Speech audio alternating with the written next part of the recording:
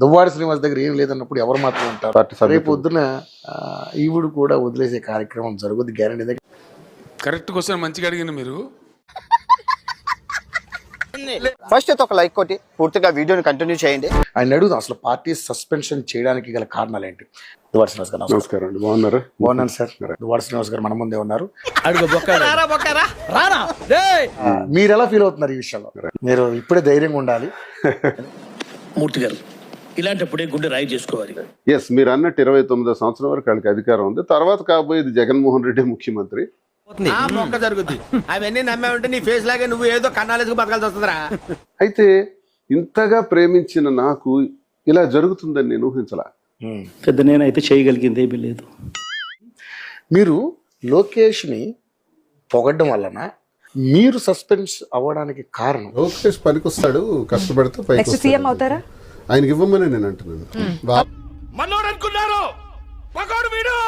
Suspension అనేది జగన్మోహన్ రెడ్డి గుండెల్లోంచి పుట్టిందే కదా సార్. నేను నమ్మట్లా, నాకు తెలుసు. జగన్మోహన్ రెడ్డి గారి మనసులో నేను ఉంటాను. వీడు ఇంకా లేచినట్లేడు, నిద్రలోనే మాట్లాడుతున్నాడు. నన్ను ప్రజలు దమ్ముంటే సస్పెండ్ చేయగలరా? వాళ్ళ జీవితం సరిపోతుందా? ఎవడి జీవితమైనా సరిపోతుందా? ఏంట్రా రెచ్చిపోతున్నావు? చూసావా ఎంత సింపుల్. లోకేష్ ఇప్పుడు సీఎం అయితే బాగుంటుందని నా ఒపీనియన్. వాళ్ళలో ఏదో గొడవ పెట్టడానికి నాకు కావాలి ఇంట్రెస్ట్. ఏమన్నా ఆ సంతోషంలోనే నేనే ఉన్నానంటే లోకేష్ కి ఇవ్వడమే కరెక్ట్. జనరల్ గా చెప్పాను రా, నేను సీరియస్ గా తీసుకున్నాను. కష్టపడితే నెక్స్ట్ సీఎం అవుతారా? ఆయనకి ఇవ్వమని నేను అంటున్నాను. మండుతున్నట్టుంది. మండదా అప్పుడు వాళ్ళకి యుద్ధం ప్రారంభం అవుద్ది. వాళ్ళు డిస్టర్బెన్స్ వస్తే మాకు సంతోషం. నువ్వు కాన్వెంట్ ఎక్కువ, కాలేజీకి తక్కువ.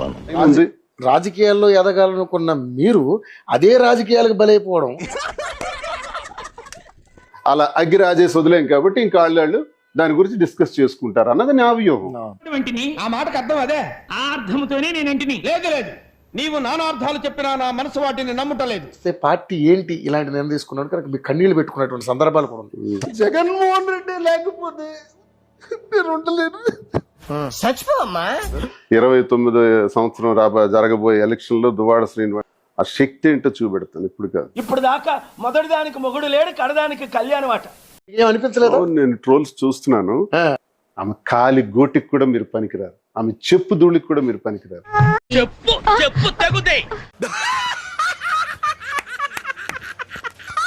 కట్టుకున్న భర్తనే ఈజీగా వదిలేసింది మీరెంత సార్? ఎమ్మెల్సీ పోగానే మిమ్మల్ని కూడా వదిలేస్తుంది మాధురి గారు.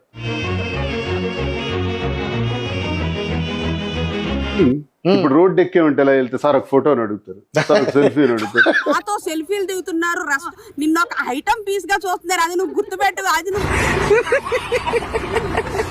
నువ్వు దివ్యల మాది కారు దిగే వాటికి కార్ ఆపి ఫోటో ఇస్తాం. ఎలా తెలిసిందబ్బా మేము ఈ కార్ లో ఉన్నట్టు? ఆ సెల్ఫీకి ఎలాంటి క్యాప్షన్లు పెట్టి ఫేస్బుక్ లో పెట్టుకుంటున్నారో నువ్వు చూస్తే ఉరేచుకు చస్తావు.